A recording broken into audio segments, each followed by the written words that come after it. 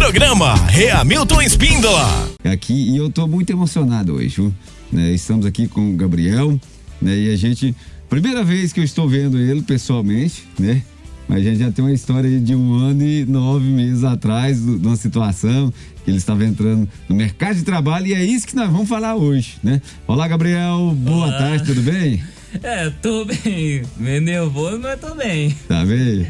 Gabriel, ele tem a condição do autismo, né? E tá dentro do espectro, e ele hoje tem 21 anos de idade e, glória a Deus, ele está inserido no mercado de trabalho, né? É filho do pastor Anselmo, da Ana Maria, né? Também pastora Ana Maria. Pastora Ana Maria, e é um menino vistoso, né? Ele é bonito. É um menino bonito. Olha aí, a pastora Ana Maria gritou lá, ó. É mãe, né? Opinião de mãe a gente releva. E o pastor Anselmo tá de lá, os olhos dele tá brilhando, menino, né, quando fala. Família muito bonita, não só na questão da física, mas também do contexto da história, né? Eu venho conversando com a pastora Ana Maria já tem alguns dias, e eu fico muito emocionada quando eu ouço e vejo histórias assim que deixam a gente com muito ânimo, estímulo, e eu acredito que Deus tem um propósito em tudo. E nesse sentido, nós trouxemos hoje o Gabriel aqui para falar, e eu tenho certeza, você que está nos ouvindo, para o que você está fazendo agora e tira um tempinho para você ouvir essa história. Eu tenho certeza que algo de muito especial você vai aprender nessa tarde. O Gabriel é o Gabriel Estevão, é um rapaz muito especial, não pela condição do espectro autista, mas pela luta e a força que esse rapaz tem. Então, a partir de agora, nós vamos começar a nossa entrevista, conduzida pelo pastor Reamilton. Bom, pessoal, o Gabriel, ele já está 1 ano e 9 meses, né, na Brain Pharma, né? Está no mercado de trabalho, né? E ele tem desenvolvido um trabalho com excelência, né? Graças a Deus. E à frente de trabalho lá, Gabriel, qual que é a função que você tem desenvolvido dentro da empresa? Eu trabalho como conferente no almoxarifado não produtivo. Então, eu trabalho na área de manutenção da empresa. Ou seja, setor de apoio é basicamente o setor que, se a gente para, a fábrica não roda.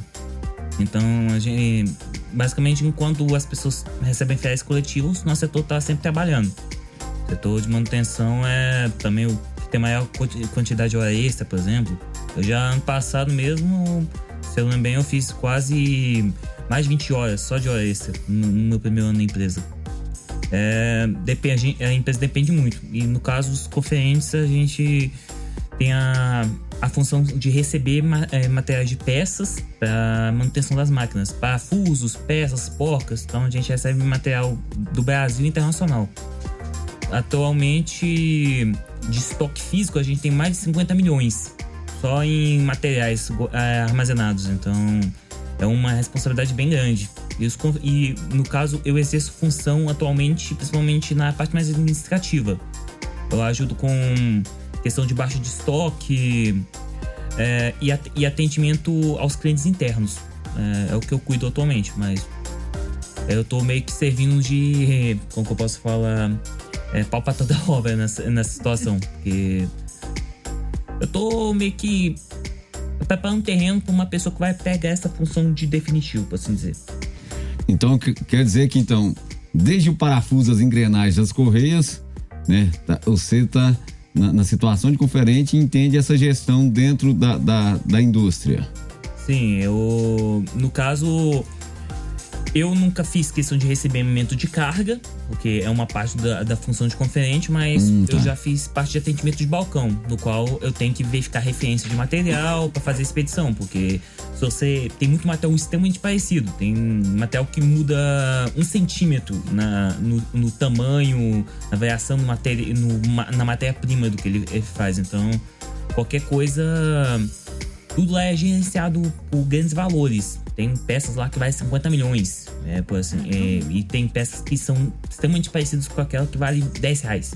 Então, tem que ter muita agência, porque um erro pode ocasionar perca de muito dinheiro, porque a gente tá falando de uma empresa que, por segundo que as máquinas tá rodando, tá ganhando milhões. Porque as máquinas da empresa produzem milhões a cada segundo. É o maior polo de produção de remédio na América Latina. Então a gente tem o maior leito de produção de remédio. Então é muita coisa. Cuida da saúde do povo, né? Você tem que cuidar da saúde das máquinas, né? Para cuidar da saúde do povo, né? Porque, né? Então, assim, as máquinas têm que estar rodando, né? E precisa, né, desse departamento, né? Vamos dizer assim, seria uma mola propulsora da condição de funcionamento do maquinário. Sim, que vai... A gente tá na linha de frente, basicamente, né? Porque... E é complicado, porque tem muito imprevisto. Um dos meus líderes, ele diz que a coisa que mais acontece no nosso setor é a lei de Murphy. Qualquer mínima possibilidade de um erro vai gerar um erro.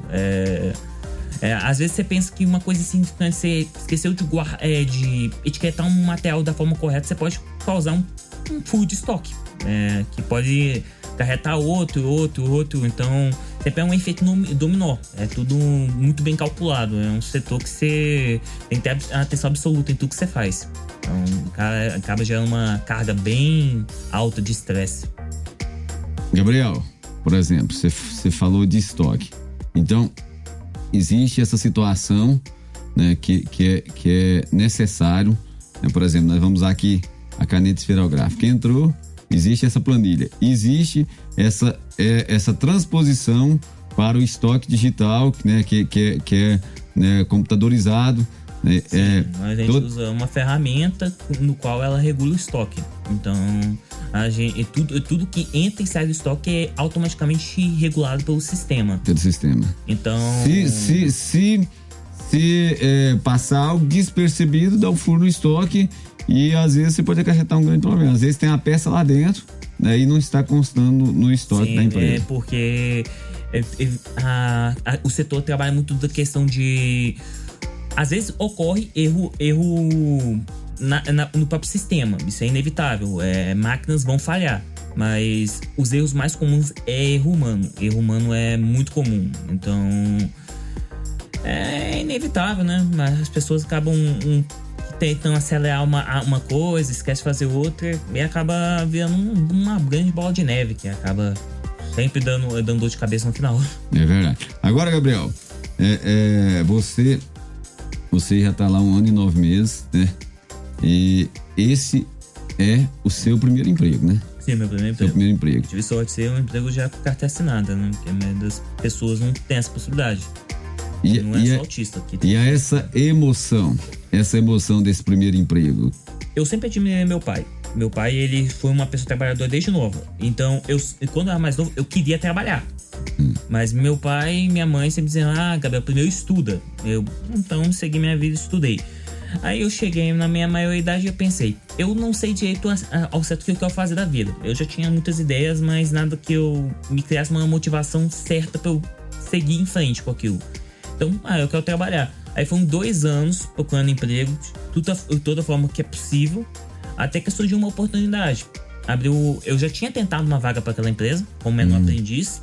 Tinha cerca de 1 ano, eu tinha sido rejeitado na vaga, não tinha passado no processo seletivo. Aí abriu uma vaga para PCD, portador de deficiência. E eu concorri a ela. Eu felizmente consegui passar e acabei entrando no mercado de trabalho já com carteira assinada. E foi uma correria absurda. Porque, por exemplo, na época eu não tinha nem meu reservista. Então, foi uma correria que se eu não tivesse minha mãe, essa mulher aqui que eu amo absurdamente, que sem ela já tava não sei o que na minha vida, eu não tinha conseguido. E agora eu tô trabalhando. Você tá provocando emoções em nós. Toca num assunto muito profundo. Oi. A pergunta que eu queria fazer pra ele é assim: qual a maior dificuldade que você teve para ingressar ao mercado de trabalho? E eu queria que você desse também uma dica para os ouvintes que passam por esse mesmo problema. Não se prepara na questão documental e quais as principais dificuldades que você encontrou no trabalho em si. Para entrar no mercado de trabalho é puramente questão falta de qualificação. Foi o meu maior problema. Não é só o problema de pessoas autistas, é todas as pessoas. Hoje em dia, infelizmente, você precisa de experiência de trabalho para trabalhar, mas você precisa ter alguém para te dar chance pra você ter experiência de trabalho. Fazer aquele loop. Se você não consegue, é o seu primeiro emprego, você não consegue mais nenhum emprego.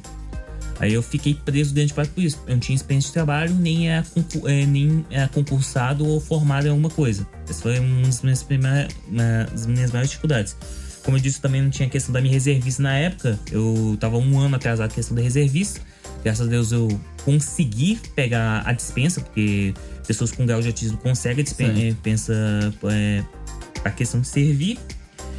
E essas foram as 2 maiores dificuldades que eu tive. No mercado de trabalho, eu diria, principalmente para pessoas autistas, nós temos uma dificuldade enorme de lidar com imprevisibilidade. A gente não consegue, simplesmente quebra. A gente tá tão acostumado com padrões, seguir uma rotina específica, qualquer mudança enlouquece a gente. Por exemplo, quando eu comecei a trabalhar, durante 1 mês eu tive que mudar de turno. Eu trabalho num turno, eu tive que ir para um turno onde eu teria que acordar 4 da manhã para pegar um ônibus que me levaria pro serviço, porque eu pego rota. Eu comecei a ter colapso nervoso durante aquela época. Eu comecei a desenvolver sintomas de crise do pânico. Eu não estava conseguindo lidar com a carga de estresse. Eu acordava, eu tive que mudar minha rotina de forma repentina. E todo dia eu acordava cedo, meus horários de almoço toda hora variavam. E eu tava ficando louco por causa disso. O maior problema, no caso, é se adaptar com as mudanças. Porque, no geral, pessoas autistas têm dificuldade. A gente vive na base de um padrão. Rotinas, regras. Tanto que a gente não consegue ver. Pessoas autistas veem fora da caixa, mas ao mesmo tempo vê dentro dela. A gente vê fora da caixa, mas a gente tá dentro de uma caixa ainda maior. Entendi. A gente não consegue. Depois que a gente estabelece um caminho, a gente só consegue ver aqui. A gente tem muita visão de túnel. E isso me dificultou muito a minha vida. E carga de estresse, a maioria das pessoas autistas não consegue lidar muito com pressão. É uma das características, né? Restritos e repetitivos, né? Sim, então assim, quando se quebra essa rotina, vem essa situação, né? Então aqui, ó, pessoal, um testemunho aqui ao vivo de quando a gente fala, e a gente fala apenas com uma linguagem técnica, né? Então aqui, o Gabriel Estevam tá falando aqui da situação dele, que quando ele teve a mudança, né, do turno, né, que mudou a rota de horário, né, ele, né, teve uma situação de desregular na questão das emoções. Então assim, hoje tá sendo muito construtivo essa fala, né? E assim, eu quero aqui contar uma experiência. Aí a pastora Maria falando que ia chegar com crise de choro. Então assim, quando se trata dessa característica restritos, né, e repetitivo, então a gente tem que aprender a lidar. E é nesse bate-papo, nessa conversa, que a gente realmente vê a experiência, né? Hoje o Gabriel é um autista adulto, né? E tá compartilhando conosco aqui a sua experiência. Sobre essa questão do padrão, é importante a gente entender que existe uma limitação, mas não quer dizer que a pessoa com autismo é um robô. A gente consegue fazer essa alteração, mas de forma gradativa, sistemática. Pareamento de estímulo, né? Com um devido cuidado, com um aviso prévio, a gente consegue trazer essas alterações, essas mudanças. Porque a vida da gente não é a mesma coisa. A gente não segue sempre o mesmo padrão. Então, a pessoa com autismo... faz parte da vida, né? Isso. Mas o que a gente traz aqui é um olhar específico para essa dificuldade que a pessoa com autismo ela tem, e a gente precisa respeitar essa limitação. Por exemplo, mas eu acredito... não é só questão de você ver isso como uma limitação. Isso também é uma qualidade. Eu pesquisei um pouco sobre as aptidões das pessoas com o meu caso, pessoas que têm qualquer aspecto autista. A gente tem habilidades para lidar com questões lógicas e matemáticas, inclinação para serviços visuais, e qualquer coisa que atrai a nossa atenção, ou seja, pela visão ou audição, tem muita facilidade a gente mergulhar naquilo. Maior disposição para atividades repetidas e metódicas, ou seja, Se você quer uma pessoa que consiga fazer a mesma atividade repetitivamente, de forma sempre exata, um autista vai ter muito mais facilidade disso que uma outra pessoa. Tá a dica aí pros empresários, né, Gabriel? Sim. Mão de obra qualificada. Mão de obra qualificada. Pessoas autistas têm muita facilidade em seguir padrões e regras. Ou seja, muitas pessoas têm dificuldade em contratar autistas pelo seguinte motivo. Eles nos consideram imprevisíveis. Eles não sabem como lidar com... Porque, por exemplo, borderline está entre os aspectos autistas. Se basicamente a pessoa tem alterações repentinas de humor. Muitas pessoas pegam o borderline e categorizam como quase todos autistas. Eu fiz uma amizade com uma menina, ela tem borderline e ela trabalha no setor de vendas. E ela passou muita dificuldade nisso, mas ela tá prosperando. Ela trabalha no setor de vendas já tem um tempo e ela tá se dando muito bem nisso. Então, questão da imprevisibilidade não acontece tanto quanto as pessoas pensam. Uhum. Como que eu posso dizer? Todo mundo tem um gatilho. Os autistas só tem esse gatilho um pouco mais sensível que outras pessoas, mas isso não torna a pessoa alguém impossível de se controlar, que não sabe controlar as próprias emoções. Exatamente. Só tem mais dificuldade de fazer isso. Só tem mais dificuldade de gerenciar isso. Mas não diminui a pessoa em relação a qualquer outra pessoa hoje em dia. A maioria das pessoas hoje em dia tá com psicológico estável. Isso. Essa questão da pandemia, a questão do estresse do trabalho, da vida cotidiana. Então, o autismo só tá um grau um pouquinho acima. Não muda que a pessoa é qualificada ou não. Ontem nós tivemos o Imprevisibilidade. O Rei de No Janeiro. culto dos adolescentes, eu vi o Rei de Janeiro começou a chorar. Ele teve uma crise de choro. Chorava compulsivamente. Até agora eu não consegui arrancar dele o motivo desse choro. A gente fica triste, porque a gente quer ajudar, quer resolver o problema. Mas com amor e carinho a gente consegue lidar com essa situação. Eu acho que a palavra para conviver e lidar e abrir oportunidades para a pessoa, especialmente com autismo, é resiliência. Quando você trabalha se colocando no lugar do outro e tentando entender o outro, a gente consegue abrir muitas possibilidades.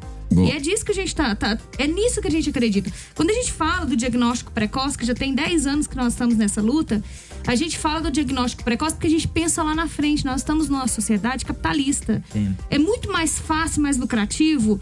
Mais fácil não, seria mais lucrativo e mais vantajoso, tanto para a economia quanto para a autoestima das famílias, que os autistas fossem trabalhados desde cedo o seu potencial para que eles entrem no mercado de trabalho. Mas o que a gente vê hoje em dia é uma certa acomodação, e isso vem de nós, os pais, os tutores, que sempre dizem: olha, meu filho, lá na associação recebo muito, meu filho teve o diagnóstico, fechou o diagnóstico, realmente é autista, eu quero saber do benefício, eu quero aposentar meu filho. Gente, não existe aposentar, e o benefício maior é isso aqui que a gente está vendo hoje. Ser inserido no mercado de trabalho, né? Então, assim... E isso, tem outra questão também do medicamento, que é muito séria. Então, Gabriel, existe possibilidades, a gente precisa trabalhar em cima delas. eu vi que você fez a anotação de alguns tópicos, você quer abordar? Eu levanto pra questão de que as pessoas acham que autistas não conseguem fazer grandes coisas. Eu puxei algumas pessoas famosas que elas estão categorizadas. Algumas até têm o mesmo problema que é o Asperger. Eu peguei, por exemplo, Satoshi Tajiri. Ele é o criador da série de jogos e desenhos mais famosos do mundo, Pokémon. Ele é o criador e ele sofre de Asperger. No ramo dos esportes temos, por exemplo, Serena de Jesus. Ela é a primeira lutadora de MMA que tem aspecto autista.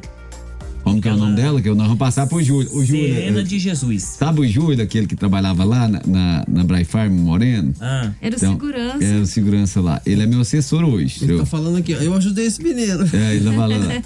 O Júlio, ele é professor de MMA. Ele é faixa preta, ele é campeão goiano de jiu-jitsu, entendeu? E aí, em jiu-jitsu, tem um caso aqui que eu fiquei até surpreso. Tem um rapaz, ele é brasileiro, é Diego Vivaldo. Ele tem Asperger, ele é campeão mundial e super-americano de jiu-jitsu. Então, você ter o Asperger não te limita a você correr atrás do que você quer. Até Falar em correr atrás, literalmente, tem um Asperger também que corre atrás da bola, né? Que é o Lionel Messi. né? No caso do Lionel Messi, e se eu lembro bem, eu não tenho certeza se ele foi realmente categorizado. Exato, tem alguns jogadores que são categorizados, mas já foram desmentidos, porque tem muito aquela coisa. A pessoa que foi realmente diagnosticada é a pessoa que acha que é diagnosticada, né? Que tem pessoas que, por exemplo, eu trouxe exemplos de pessoas que na época o autismo não era considerado um distúrbio, muito menos tinha uma categoria. Por exemplo, eu peguei alguns exemplos muito famosos: Nikola Tesla, Albert Einstein, Vicente Van Gogh e Mozart. Todos eles apresentavam muitos distúrbios sociais e psicológicos. Tinham muitos trejeitos, por assim dizer. Mozart, por exemplo, ele com 5, 7 anos ele já sabia tocar piano perfeitamente. Einstein tem muita superstição em cima do Einstein. Ele, por exemplo, dizem que ele reprovou em matemática. Isso, infelizmente, é uma mentira. Infelizmente, porque muita gente usa como motivação para fazer. Eu diria, principalmente para pessoas autistas, nós temos uma dificuldade enorme de lidar com imprevisibilidade. A gente não consegue. Simplesmente quebra. A gente tá tão acostumado com padrões, seguir uma rotina específica, qualquer mudança enlouquece a gente. Por exemplo, quando eu comecei a trabalhar, durante um mês eu tive que mudar de turno. Eu trabalho num turno, eu tive que ir para um turno onde eu teria que acordar 4 da manhã para pegar um ônibus que me levaria pro serviço, porque eu pego rota. Eu comecei a ter colapso nervoso durante aquela época. Eu comecei a desenvolver sintomas de crise do pânico. Eu não estava conseguindo lidar com a carga de estresse. Eu tive que mudar minha rotina de forma repentina. E todo dia eu acordava cedo, meus horários de almoço toda hora variavam e eu tava ficando louco por causa disso. O maior problema no caso é se adaptar com as mudanças. Porque, no geral, pessoas autistas têm dificuldade. A gente vive na base de um padrão, rotinas, regras. Tanto que a gente não consegue ver. Pessoas autistas veem fora da caixa, mas ao mesmo tempo vê dentro dela. A gente vê fora da caixa, mas a gente tá dentro de uma caixa ainda maior. Entendi. A gente não consegue. Depois que a gente estabelece um caminho, a gente só consegue ver aqui. A gente tem muita visão de túnel. E isso me dificultou muito a minha vida. E carga de estresse, a maioria das pessoas autistas não consegue lidar muito com pressão. É uma das características, né? Restritos e repetitivos, né? Sim, então assim, quando se quebra essa rotina, vem essa situação, né? Então aqui, ó, pessoal, um testemunho aqui ao vivo de quando a gente fala, e a gente fala apenas com uma linguagem técnica, né? Então aqui, o Gabriel Estevam, tô falando aqui da situação dele, que quando ele teve a mudança, né, do turno, né, que mudou a rota de horário, né, ele, né, teve uma situação de desregular na questão das emoções. Então assim, hoje tá sendo muito construtivo essa fala, né? E assim, eu quero aqui contar uma experiência. Aí a pastora Maria falando que ia chegar com crise de choro. Então assim, quando se trata dessa característica restritos, né, e repetitivo, então a gente tem que aprender a lidar. E é nesse bate-papo, nessa conversa, que a gente realmente vê a experiência, né? Hoje o Gabriel é um autista adulto, né? E tá compartilhando conosco aqui a sua experiência. Sobre essa questão do padrão, é importante a gente entender que existe uma limitação, mas não quer dizer que a pessoa com autismo é um robô. A gente consegue fazer essa alteração, mas de forma gradativa, sistemática. Pareamento de estímulo, né? Com um devido cuidado, com um aviso prévio, a gente consegue trazer essas alterações, essas mudanças, porque a vida da gente não é a mesma coisa, a gente não segue sempre o mesmo padrão. Então, a pessoa com autismo... faz parte da vida, né? Isso, mas o que a gente traz aqui é um olhar específico para essa dificuldade que a pessoa com autismo ela tem, e a gente precisa respeitar essa limitação. Por exemplo, mas eu acredito... Não é só questão de você ver isso como uma limitação. Isso também é uma qualidade. Eu pesquisei um pouco sobre as aptidões das pessoas com o meu caso, pessoas que têm qualquer aspecto autista. A gente tem habilidades para lidar com questões lógicas e matemáticas, inclinação para serviços visuais, qualquer coisa que atrai a nossa atenção, ou seja, pela visão ou audição, Tem muita facilidade a gente mergulhar naquilo. Maior disposição para atividades repetidas e metódicas. Ou seja, se você quer uma pessoa que consiga fazer a mesma atividade repetitivamente, de forma sempre exata, um autista vai ter muito mais facilidade disso que uma outra pessoa. Tá a dica aí pros empresários, né, Gabriel? Sim. Mão de obra qualificada. Mão de obra qualificada. Pessoas autistas têm muita facilidade em seguir padrões e regras.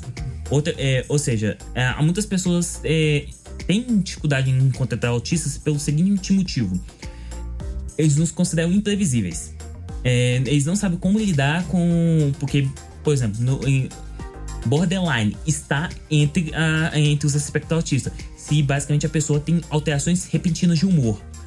Muitas pessoas pegam o borderline e categorizam como quase todos autistas. Eu fiz uma amizade com uma menina, ela tem borderline e ela trabalha no setor de vendas. E ela passou muita dificuldade nisso, mas ela tá prosperando. Ela trabalha no setor de vendas já tem um tempo e ela tá se dando muito bem nisso. Então, questão da imprevisibilidade não acontece tanto quanto as pessoas pensam. Uhum. Como que eu posso dizer? Todo mundo tem um gatilho. Os autistas só tem esse gatilho um pouco mais sensível que outras pessoas, mas isso não torna a pessoa alguém impossível de se controlar, que não sabe controlar as próprias emoções. Exatamente. Só tem mais dificuldade de fazer isso. Só tem mais dificuldade de gerenciar isso. Mas não diminui a pessoa em relação a qualquer outra pessoa hoje em dia. A maioria das pessoas hoje em dia tá com psicológico estável. Isso. Essa questão da pandemia, a questão do estresse do trabalho, da vida cotidiana. Então, o autismo só tá um grau um pouquinho acima, não muda que a pessoa é qualificada ou não. Ontem nós tivemos o Imprevisibilidade. O Rei de No Janeiro. culto dos adolescentes, eu vi o Rei de Janeiro começou a chorar, ele teve uma crise de choro, chorava compulsivamente, até agora eu não consegui arrancar dele o motivo desse choro. A gente fica triste, porque a gente quer ajudar, quer resolver o problema. Mas com amor e carinho a gente consegue lidar com essa situação. Eu acho que a palavra para conviver e lidar e abrir oportunidades para a pessoa, especialmente com autismo, é resiliência.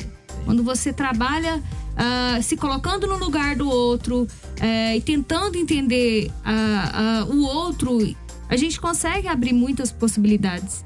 Bom. E é disso que a gente é nisso que a gente acredita. Quando a gente fala do diagnóstico precoce, que já tem 10 anos que nós estamos nessa luta, a gente fala do diagnóstico precoce porque a gente pensa lá na frente. Nós estamos numa sociedade capitalista. Sim. É muito mais fácil, mais lucrativo.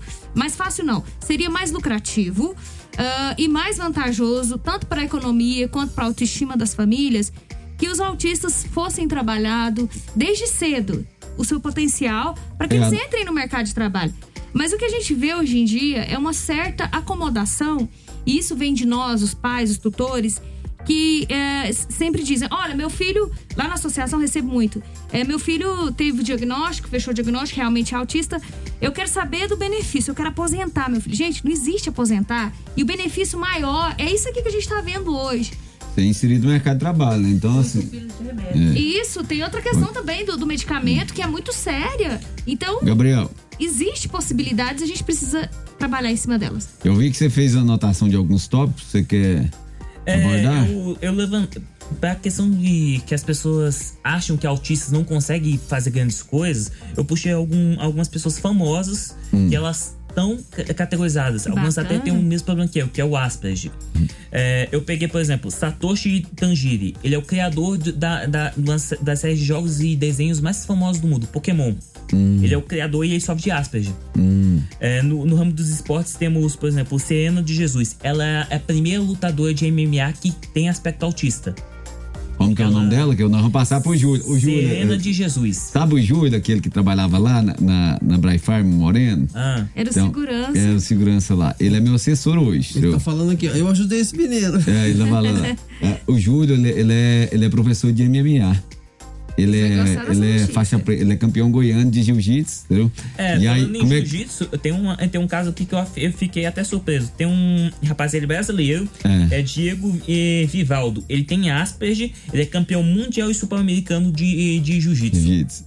Então, você ter o Asperger não te limita a você correr atrás do que você quer. Até Falar em correr atrás, literalmente, tem um Asperger também que corre atrás da bola, né? Que é o Leonel Messi, né? No caso, o Leonel Messi, e se eu lembro bem, eu não tenho certeza se ele foi realmente categorizado. Exato, tem alguns jogadores que são categorizados, mas já foram desmentidos, porque tem muito aquela coisa.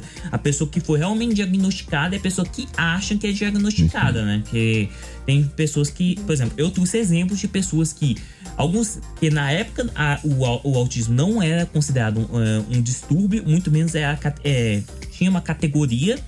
Por exemplo, eu peguei alguns exemplos muito famosos: Nikola Tesla, Albert Einstein, Vicente Van Gogh e Mozart. Todos eles apresentavam muitos distúrbios sociais e psicológicos. Tinham muitos trejeitos, por assim dizer. Mozart, por exemplo, ele com 5, 7 anos ele já sabia tocar piano perfeitamente. Einstein tem muita superstição em cima do Einstein. Ele, por exemplo, dizem que ele reprovou em matemática. Isso, infelizmente, é uma mentira. Infelizmente, porque muita gente usa como motivação para fazer as pessoas estudar matemática. Mas é a mentira. Ele sempre foi um ótimo aluno. Mas Einstein, ele tinha muita dificuldade em relacionar com as pessoas. Ele não tinha tantos amigos, por isso que muitas pessoas até categorizavam ele como uma pessoa louca. Então, o fato de você ter, e muitas pessoas também não têm a doença, não sabe, porque a pessoa tem medo de procurar ajuda, procurar ajuda profissional para saber se realmente tem a doença. E hoje a gente tem esse receio, a pessoa tem medo de ser colocada como louca.